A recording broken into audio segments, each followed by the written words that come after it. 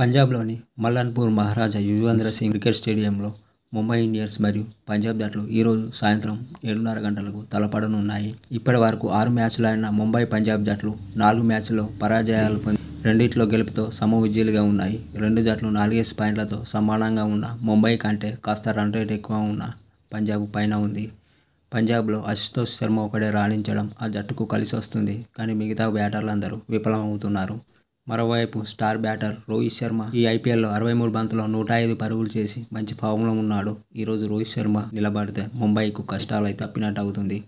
అలాగే ముంబై ఇండియన్స్లో జస్ప్రీత్ బుమ్రా తప్ప మిగిలిన బౌలర్లందరూ విఫలమవుతున్నారు. అయితే ఈ రెండు జట్లు ఇప్పటి వరకు 31 సార్లు తలపడ్డాయి. ఇందులో పంజాబ్ 14 సార్లు విజయం సాధించగా ముంబై ఇండియన్స్ 16 సార్లు గెలిచింది, ఒకసారి టై అయింది. అలాగే ఈ మల్లన్పూర్ యొక్క పిచ్ రిపోర్ట్ ఇలా ఉంది. మల్లన్పూర్ స్టేడియాన్ని కొత్తగా నిర్మించారు. ఇక్కడ ఇప్పటి వరకు ఒక ఐపీఎల్ మ్యాచ్ మాత్రమే జరిగింది. ఈ సీజన్ ప్రారంభంలో ముంబై తలపడ్డాయి. ఆ మ్యాచ్లో మొదటి ఇన్నింగ్స్ స్కోర్ 174. ఆ మ్యాచ్లో పంజాబ్ విజయం సాధించింది. ఈ పిచ్ బ్యాటర్లకు అనుకూలంగా ఉన్నట్లు అనిపించిన పేస్ బౌలర్లకు కూడా సహకరిస్తుంది.